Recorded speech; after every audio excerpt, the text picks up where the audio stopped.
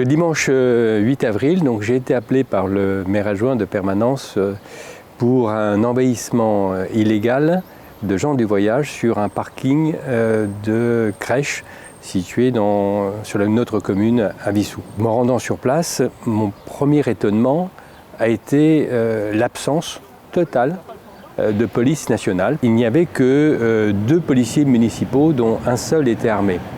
Donc ma première question, c'est pourquoi la police nationale n'est-elle pas intervenue? L'avez-vous prévenu? On a dit oui, on l'a prévenu à 2 reprises et c'est la première fois que la police nationale n'est pas à mes côtés pour ce genre de situation. Donc sur place, je me suis retrouvé face à une vingtaine de caravanes, 60 personnes environ. Un groupe de gens du voyage se précipite vers moi.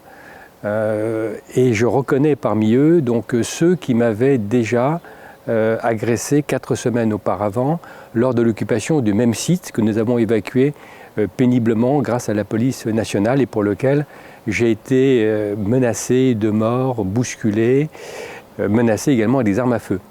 Donc j'avais pris des précautions et j'avais amené dans ma voiture un sabre japonais qu'on appelle un katana et dont j'ai la parfaite maîtrise au demeurant. Et quand ils se sont approchés de moi assez violemment et en hurlant mon nom, enfin mon surnom, puisqu'ils me connaissaient, mon surnom parmi les gens du voyage, c'est le chinois. Donc j'ai pris mon katana uniquement pour me défendre.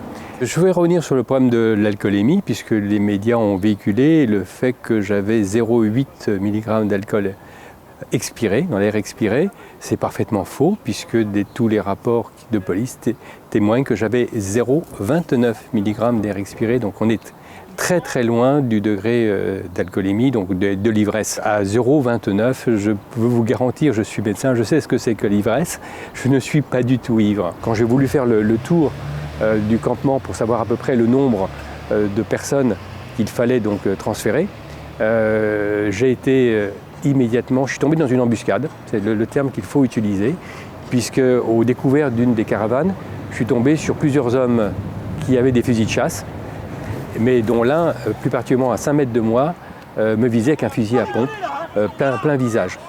Donc je m'attendais à recevoir un coup de fusil, et c'est à ce moment-là que le policier municipal qui m'accompagnait à 3 mètres derrière a vu la scène, a dégainé son arme, et j'ai entendu à ce moment-là une femme qui disait et qui hurlait « ne le tue pas, ne le tue pas ». Elle parlait à son mari, bien sûr, qui me visait. Donc il a baissé son arme sur l'injonction du policier municipal qui avait sorti son arme, prêt à tirer. Et je remercie ce policier municipal parce que je pense que sans lui, ça serait plutôt des chrysanthèmes qu'il aurait fallu me porter. Mais ça ne faiblira pas pour autant ma détermination à remplir ma mission. Parce que je pense que face à une situation où les maires sont abandonnés par l'État, on laisse installer des gens du voyage parce qu'on n'ose pas les évacuer. Moi, je les évacue. Je prends des risques parce que c'est pour ça que les électeurs m'ont élu.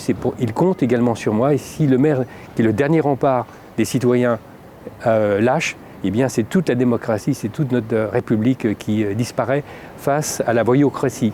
C'est-à-dire face à ces gens qui ne respectent aucune loi. Les contribuables ici participent à la construction des gens du voyage, alors qu'eux ne participent même pas.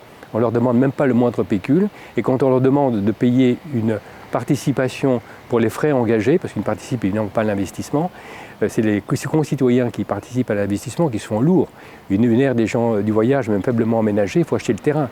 Ici, les terrains sont très chers. C'est l'ordre de 400 000, voire 1 million d'euros qu'il faut engager. Et ça, c'est les contribuables qui le payent. Par contre, les gens du voyage n'utilisent pas ces aires parce qu'on leur fait payer une petite contribution très modeste de l'ordre de 10 € par caravane et par jour, mais ils préfèrent occuper de façon illicite des aires gratuites dans lesquelles ils peuvent se servir gratuitement de l'électricité que payent les contribuables, de l'eau que payent les contribuables. Voilà, ça c'est une situation que je dénonce complètement et je dénonce aussi que les maires sont abandonnés. La plupart des maires d'ailleurs, dont je ne fais pas partie d'ailleurs, ont décidé de laisser faire. Et ça, dans ces conditions, si un maire laisse faire, alors que la loi est très claire sur ce plan, eh bien il faut qu'il abandonne aussi son mandat. Vis-à-vis des citoyens, j'ai pris des engagements, je les tiens.